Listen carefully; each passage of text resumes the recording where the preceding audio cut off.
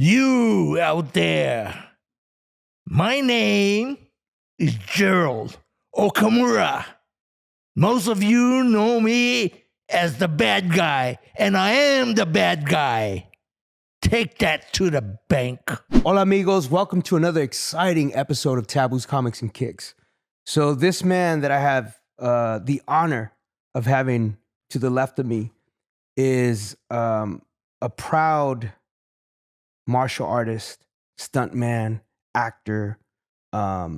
He hails from Hilo, Hawaii, which is an amazing spot. You see people like BJ Penn from UFC, you know, he comes from there, and a couple other amazing martial artists, mixed martial artists. But this man is such an iconic figure. Without even having to say anything, you know his face. Mm-hmm. He's done all these different types of movies, whether it was him on the big screen, behind the scenes, being the stunt coordinator, just his legacy has so much impact, not only through pop culture, but also just, for martial artists and folks that love movies like Samurai Cop, Deadly Vengeance, Ninja Academy, Ring of Fire, Blade, G.I. Joe, The Rise of Cobra, and my favorite movie, I was talking to my wife about this, Big Trouble in Little China. The man I'm speaking about is my brother, Gerald Okamura, AKA the man of many weapons. Let's go.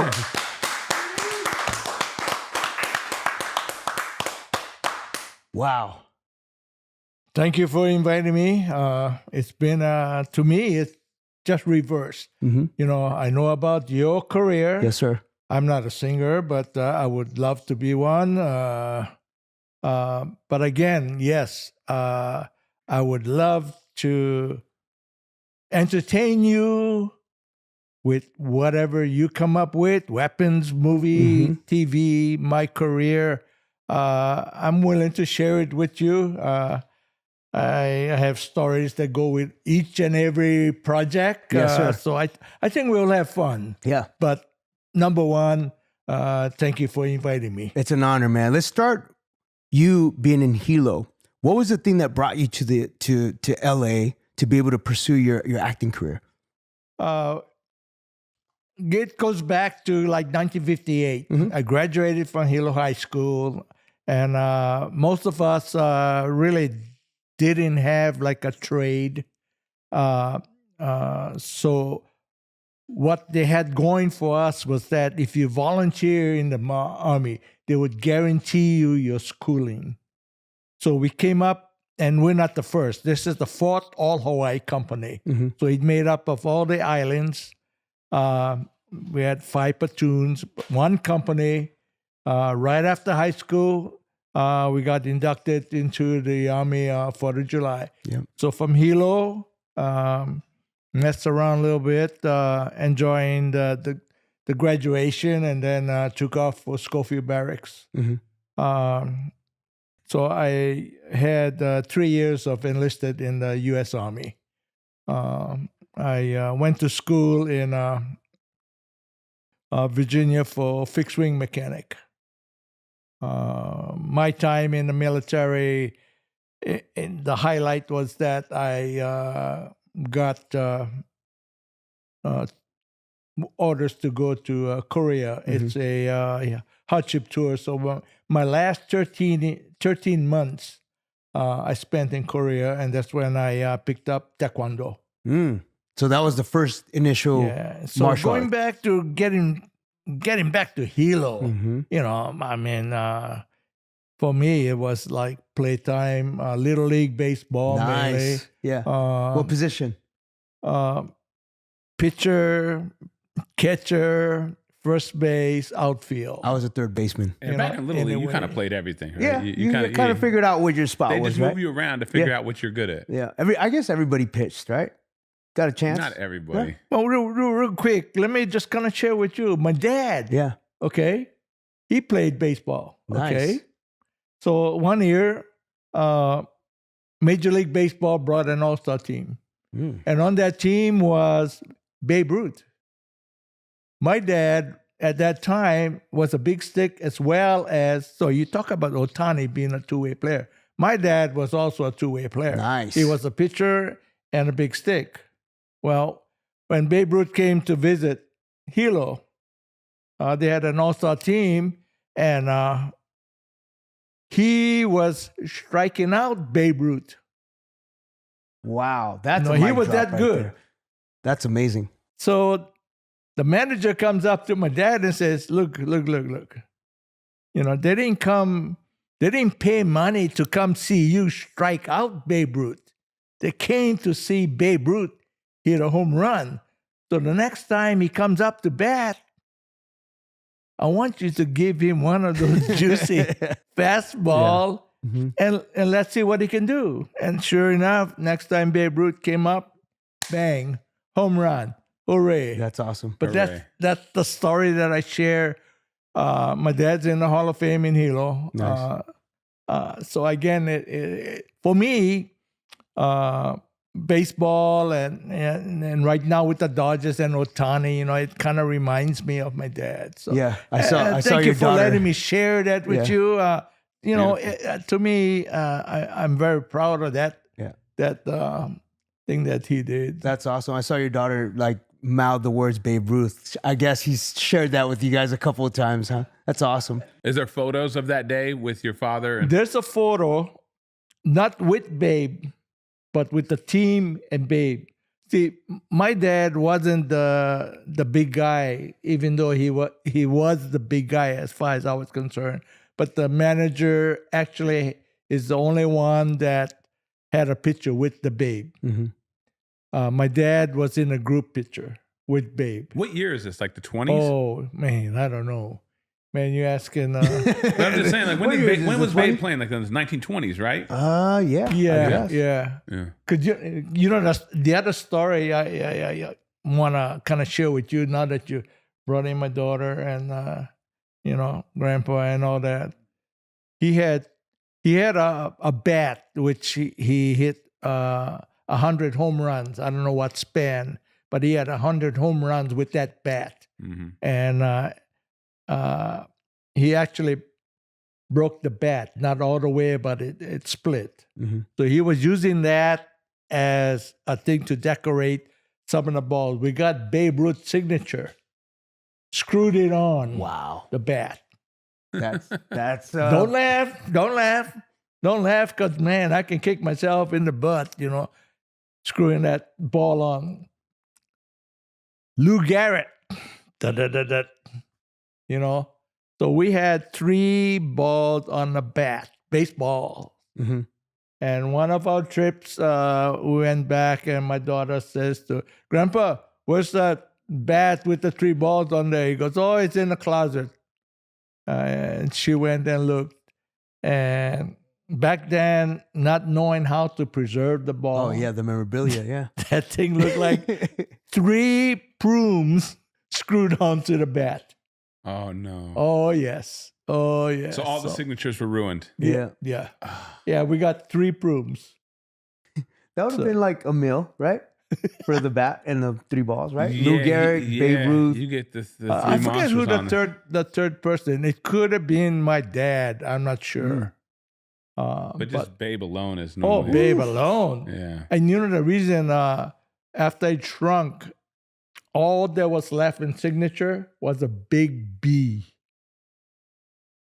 Well, I knew ahead of time that it was Babe Ruth's ball until it shrunk, and then that was the only evidence that was left. So thank you for the time for me sharing that to you, because I love to tell you those stories. You know, That's great. To me, it's I think it's entertaining and enjoyable. Yeah, so. it's beautiful because you think about the love that your dad had for baseball. I love the connection because then you're able to become an adult, and you said you were in the military. You go to Korea, then you pick up Taekwondo, right? That's the first discipline that you learn. No, not the first. That's the first karate. Okay, karate, yeah. Back in Hilo, I started out in judo. when I was about 12. When they asked for advice on how to start a young kid, for me, judo was the go-to before you start any kind of martial arts. Mm-hmm. Judo at that time was more of a sport Mm. than a martial arts. So it gave the person the one-on-one, you grapple, you throw. Hip toss. You can do that too. So again, it's like, to me, it was good because I've seen enough adults up here when I started teaching Kung Fu Sansu, where you can lift them off the ground 1 inch, and man, they'll come like an octopus, man. They don't want to get thrown, right? So they'll wrap their legs around you, wrap the arms around you, and they'll hang on for dear life. Whereas if you know how to fall, you just go with the throw and then come out of it, right? So, yes, judo was my first. Okay. Yeah. And then, so from the military, you ended up going to LA, or how? I want to know the journey of going from the military into the acting world. Okay. After the military in 1961, I came up here to pursue my A&P license because I was an aircraft mechanic in the military. Naturally, I was trying to get my A&P to work as an aircraft mechanic here. In the process of all of that, one of these people that was selling almost like a Sam's, it was a merchandiser, where you buy a membership and you go to this place and they got all different things, just like Sam. Yeah. Costco, Sam's. And this guy tells me, he goes, hey, I got to take you to meet this martial art guy. He's from Maui. He's out in El Monte. And I was ready to go, So I went. I was very impressed. It was Jimmy H. Woo, Kung Fu Sansu. Everything, what I saw, boy, that's for me. One of those, don't turn the other cheek. Because in some of the lessons that he would be sharing with me, he goes, never turn the other cheek because, the first one that hit your cheek, you might be out. Yeah. You'll never get a chance for the second one. So that's always been with me. But have a mature mind on how to utilize Kung Fu Sansu. Because again, if you put them down, you face the laws of society, right?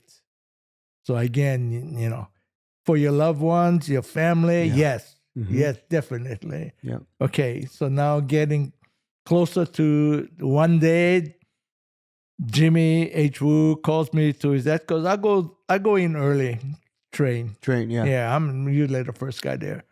And he calls me over and he goes, Gerald, come here. He says to me, I got invited to participate one of the episodes on Kung Fu, the TV series with David Carradine. Yeah. Okay. Yeah.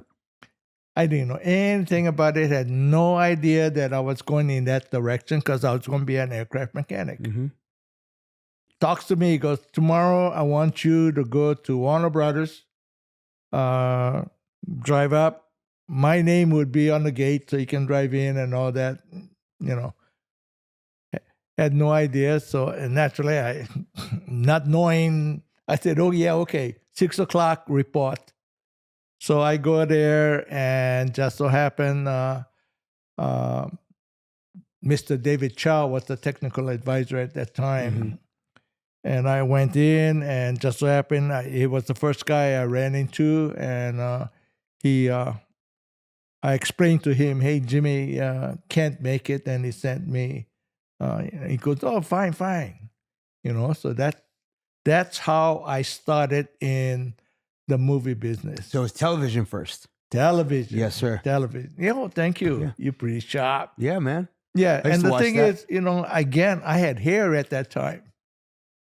Wow. So you didn't have this classic look yet, huh? The bald that's head. That's another story. Yeah. It ain't classy, let me tell you. Yeah. Anyway, it's the guy goes, report to makeup.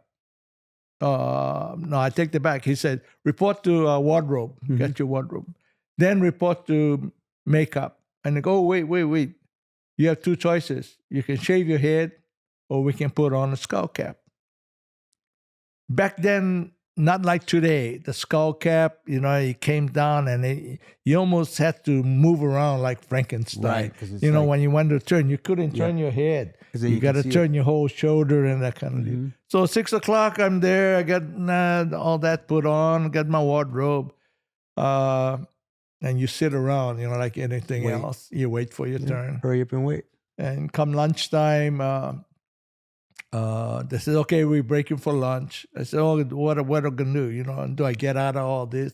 No. Go to the commissary.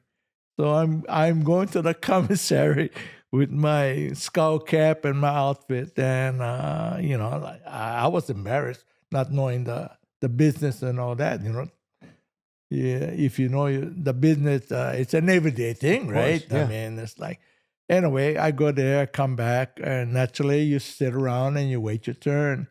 And it was like 7 o'clock in the evening when they decided to shoot our scene.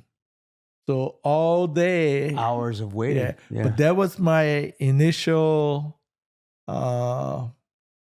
introduction to television. Yeah. And you had no formal training or anything as far as acting goes, right? No, none at all. So everything, luckily, the action that they wanted me to do was along the line of martial arts. So comfort zone. Oh, yeah, right. Yeah. It's, and it was just throwing a dagger. Japanese call it shiking. Chinese call it a flying dagger or whatever. And I looked at that and I says, I gotta get screen time. So the bigger my gesture before I throw it would be to my advantage. And so, I did one of those, did a big one through. And actually you do it like about 5 or 6 times, So that's my introduction to the business, which I thought, fine. I've done it.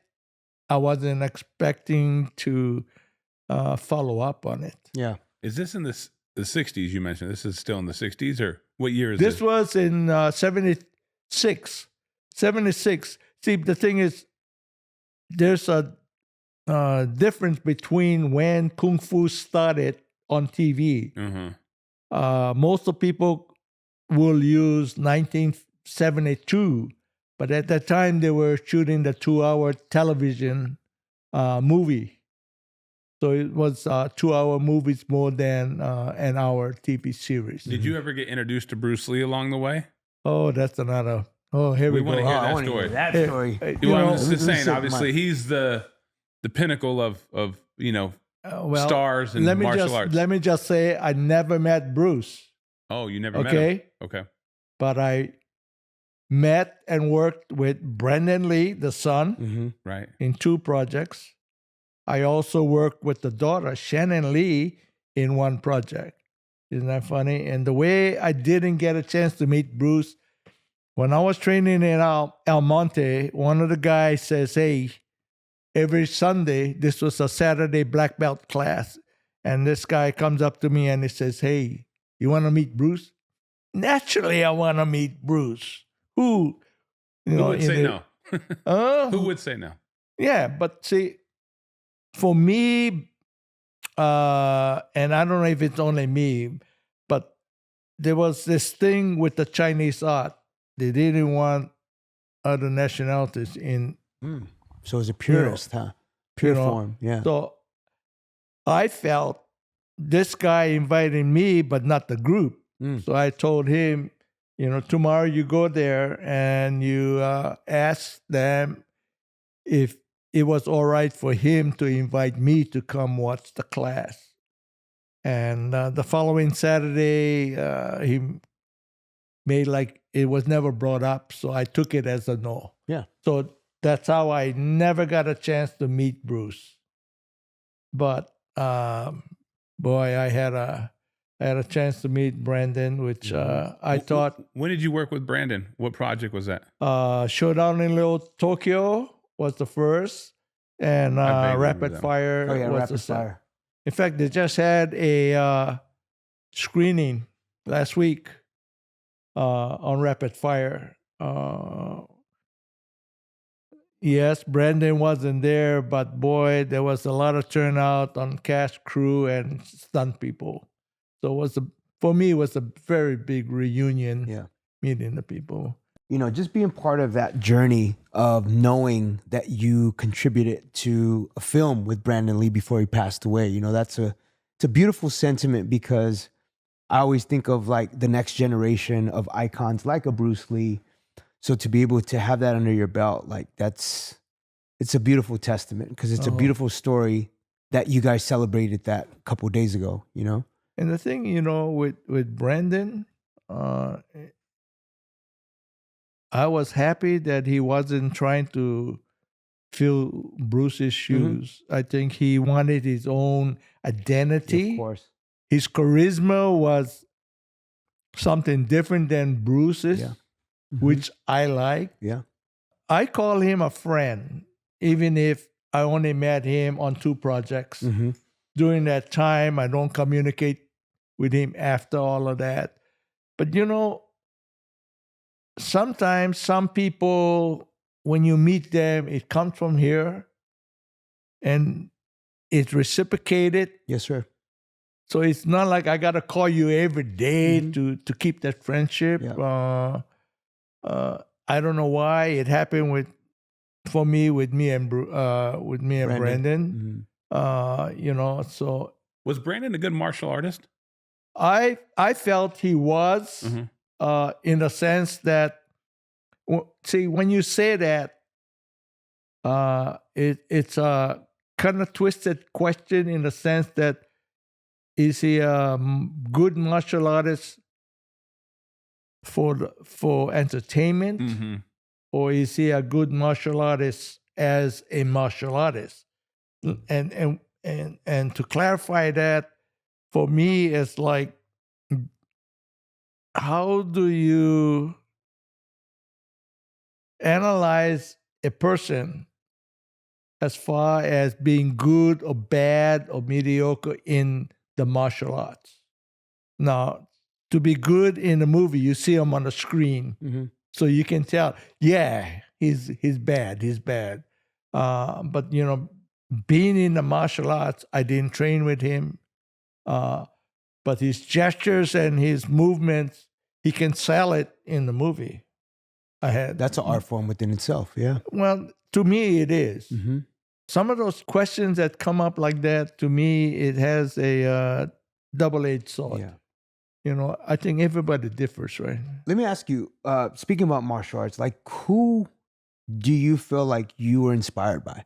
Like, is there, besides Bruce Lee, we know that Bruce Lee is kind of like, because we embraced the iconic figure that is Bruce Lee and was Bruce Lee. For you, is there anyone that inspired you to go after that? You would think most everybody would use Bruce as the number one. Yeah. Bruce was, yes. The only thing I liked about Bruce was that he went everywhere, spoke to anybody that would offer him any little bit of a lesson or advice on how to fight, how to defend himself. Yeah. Boxing, judo, whatever. And this is the one thing that I like about Bruce. Now, when we talk about a favorite martial artist, for me, each had something to offer, and each had negative things that I didn't want.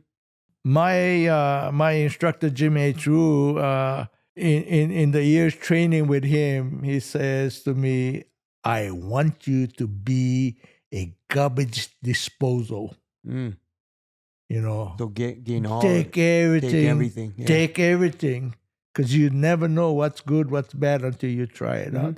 What you don't want, just shove it down the garbage disposal and then go on. Find somebody else. Find something else. You know, so I felt everyone has something to offer. That's it's funny because we had my brother Ernie Reyes Jr. who actually connected with us. Connected us, and I've known Gabe for a long time. Shout out to Gabe Frimmel. The reality is Ernie speaks volumes of you as a friend, as a mentor. And it's beautiful to see your impact in the martial arts world, but also in Hollywood. I want to know more about how you were able to continue working after Kung Fu. Like, what was the next step? Were you a stuntman, or did you get more time on TV or in film? What was that like? Well, the next year, I get a call from another black belt that was taking with me Kung Fu Sansu. He calls me up and he says, Gerald, he goes, I got an interview tomorrow. Can I borrow some weapons? So I said, where my weapons go, I go. And he said, good, let's go as a team. Yeah. And so it was the Killer Elite. Pac and Paul was directing. Yeah. You know, James Caan right out of Godfather. Right. That had a bunch of, Yeah. but it was too early. It was a PG-rated movie. Sam Peckinpah cannot shoot a PG-rated movie. Yeah. And just showing a nunchaku, I was told, will change a PG to an R. Wow. You know, What year is this? Oh, 80s or late yeah, 70s? Yeah, maybe something like that. But again, it was it would be right after Kung Fu. Okay. Kung Fu. So that was my TV experience, and now this is a movie. Yep. We had a lot of martial art people. And, the funny thing, I had so much weapons, and it was an assassination attempt at the San Francisco airport. I had weapons. I had them in Foot Locker. I had it in everything you can think of. I took it with me. Yeah. To the point of, sir, I had arm cast made. I had students that were ambulance guys, took me to East LA. Okay, community hospital, huh? And I got a cast made, but the thing is, I concealed a stainless steel tube in it. Came up here. I had darts that looked like that, and so I took that up with me, and I tried to say, I can assassinate this guy just walking past him. The thing Merry is, Christmas. and you know what? Weird, huh? And what they told me, your dart is not Lethal? no, it's not show enough, or it's not. What word am I trying to find? For movie, it's not big enough, I should say. Yeah, the prop. But that's the whole idea with a blowgun and a dot, right? course, You don't yeah. want that to It's subtle. be, It's subtle. Yeah. But I could do that, all that, and that kind of stuff. And I said, and I took some other things. A lot of things. You got some things here. That, shall I call it a sickness? A sickness, an obsession, a to collection. to have all the different weapons. Yeah.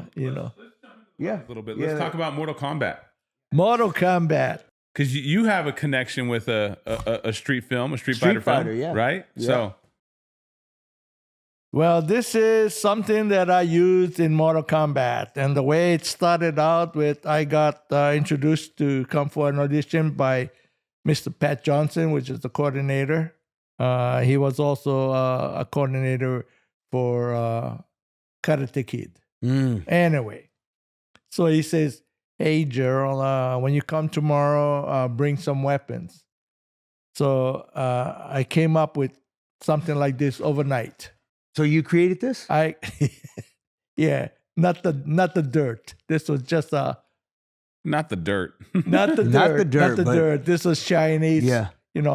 So I put it together. To me, it's a crescent tongue fa. Mm-hmm.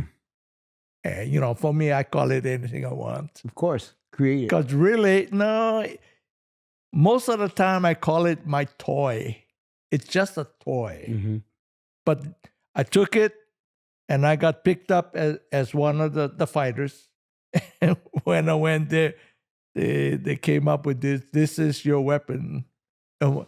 And I didn't mouth off like, hey, I built it and all that. I said, oh, okay, thanks. But yeah, this is something that I put together overnight. And then got picked for the role. And this is it. Who else was in that cast, Tab, of Mortal Kombat? Do you remember? I don't remember. been a- What was Mortal the Kombat cast. Who else Yeah, was on who that was in film? that movie? Kerry Kerry? Tagawa. He just passed away. Mhm. What? Oh, wow. That's Robert right. Robin Shue. Yeah. Robin Shue. Oh, he was in Street Fighter. Robin Shue. He was. I had me and three, four, five, six, seven guys. I think we started the movie dead. We were buried in the chamber because Oh, yeah, Lyndon Ashby. Yeah, Carrie, Robin Shue, Mhm. yeah. Bridget Wilson, Yeah, Talisa so Soto. the way we came alive was that Carrie, his character, summoned us. Mhm. So we coming through manhole covers in the Black Tower. Wow. Yeah, and the funny thing is, we were shot up by a air ram Mm-hmm. coming through, breaking through the cover and all that. So I'm telling the guy goes, yeah, just lead with your weapon. I said, if I did, because it wasn't a real man cover, naturally, Yeah. this was stuck in Of the man course. cover. And he goes, oh, yeah. Then I guess you have to lead with your head. Like, You what? gotta be Hilarious. kidding. He goes, It's funny. anyway, that's how, my experience working on Mortal Kombat. Yeah. So that was from Mortal Kombat. And then it These- leads these- us into Big Trouble in Little well, China. yeah, because honestly, you think about Raiden, the original Raiden came from Big Trouble in Little China. That's true. Well, the film, let's set it up. So 40 years next year. Yes. See, this year is when we shot it. We shot that in 1985. And came out in 86. Came out in 86. It Yeah. starred, obviously, Russell. Kurt Kurt Russell. Kim Cattrall, and Dennis Dunn, Dennis Dunn. right? See, Dennis Dunn was supposed to be the lead. Oh, wow. Not only that, How Big- did Kurt Jack get the lead? Burton. Jack Burton. I think the way the story went, it seemed like Burt. Russell.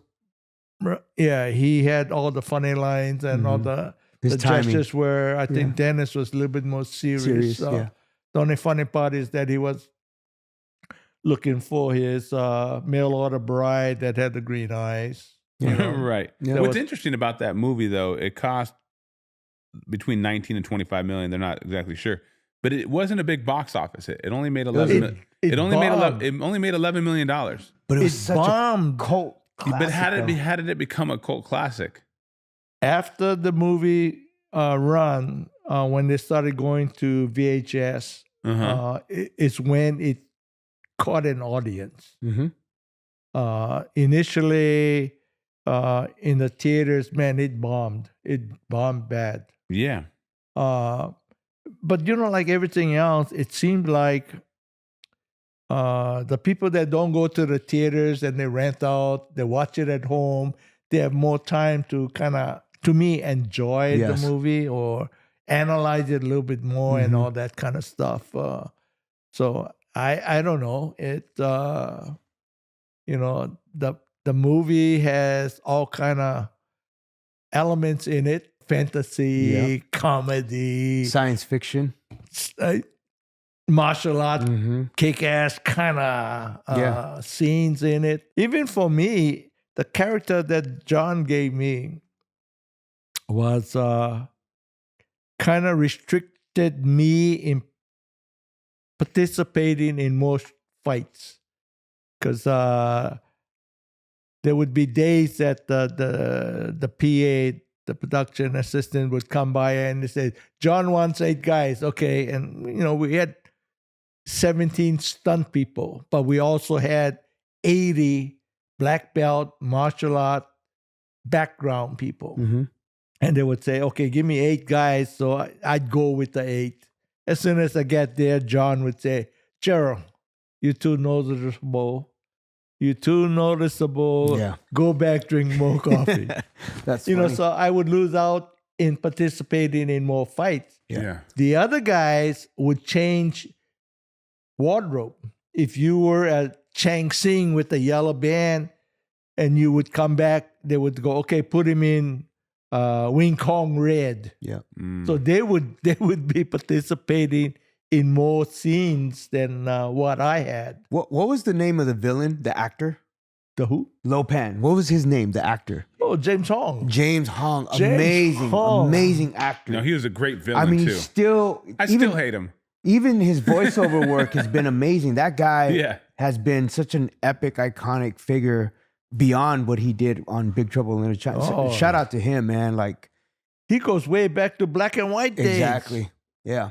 He's over, 94? He's still alive. He is still alive. He just got, 2 years ago, he got a star. Yeah. He got He his barely star. got a star?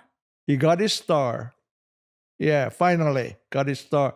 After doing, Took him 90 I years want to to get say a star. 500 projects. The dude was awesome in Revenge Big- of the Nerds. Revenge of the I Nerds. love that You movie. would dude. you would remember him from Kung Fu Panda. He Kung was Fu the Panda. He was voice. Kung Fu Panda, yep. Does he live in LA? Yes. He does. Oh well, when you say LA, yeah. The greater LA area. Yes. Yeah. Yes. that- We, He's, we got to get him on. We got to he's get an him on. iconic figure for sure. Does he bro. still move around? Let me tell you. Oh, When we went I for see you his shaking your head. So star- you know him, Yeah. When the celebration, they had the line dance, and at first he was getting up the podium and do all this speaking and then all that stuff with Jamie Lee Curtis, and when the line dancers came out on the tarmac, James would walk off the stage and join them. And you tell me if that man can move around yet? Wow. He would be dancing with That's the line awesome. dance guys. Great story. I mean, Beautiful. he's awesome. He's awesome. Let's talk about this merchandise because this merchandise is iconic. They only use my face, because I'm the ugliest guy. I'm the ugliest guy. But my staff does all the The the merchandising. Shout out to Gabe Frimmel, Christine. You guys are keeping this legacy going. Ooh, I see this Vans. I want to talk about these Vans. Here we go. What does that make you feel, man? Like, Oh no! This it starts out with the graphics, the picture, the big wave. I'm not sure what the name of the big wave is. Kanigawa, the big wave. big wave. Anyway, we got the guy that did all the artwork for TNC, Town and Country, and then anyway, we purchased. We got him to draw me in with the wave and all that, and we collaborated with Steve Caballero and Ooh. Steve Van Doren. Van Doren. Yeah. Yeah. Took a while. And 2 months ago it dropped with a limited run. So it's on the Vans website right now? It's sold out. Sold It- out. Wow. What it's size sold is that pair? Oh, that's my size. Let me see. Oh, that's my size. Yeah. Shout out to Steve So you're leaving Caballero, those here man. with us then, right? That's great. Yeah. Steve Caballero hooked us up with Steve Van Doren. That's dope, man. I love Steve Caballero. We're on the Warped Tour together, and You know, it's cool to see that you're always impacting pop culture, whether you're doing film, you know, merchandising, now collaborating with Vans. Is there anything that you're working on for the future, like any movies or any TV shows? No, see, again, those kind of questions, you know, the way I answer it, you know, my career in the movie industry or even in the martial art, I guess with stunts and all that in the martial art, I'm kind of limited. So whenever they ask me, I have non-action, non-physical kind of, you know. So and with younger people trying to get into the business, you know, most of the time I'll give them a day or two, just so that they can get me, and for some reason they would like my cameo in their project and that kind of deal. So. Well, there's a big market for conventions. I with Marvel, I'm a writer for Marvel, and I've been able to do a couple of conventions where I go sign. There's definitely a demand for you. You're an iconic figure, and I know that beyond acting, we just appreciate you as a person. Yeah. I'm honored to call you a friend. When I was able to talk to you on the phone, it took me back to Dragon Fest. I wish we brought that back. Shout out to Gabe for that, because I've known you since that time period. But one of the things that I appreciate you is your humility. I said this earlier about my other friend, but you have always been such a humble figure, such an iconic figure, and I'm glad that you're able to share space with us. Ladies and gentlemen, make some noise for Gerald Okamura. That's right, y'all. It's Taboo Nawasha, and I hope you enjoyed geeking out with me and going straight into geek mode. For more information, for more videos, subscribe, like, and comment. Share it with your friends. Much love. There it is.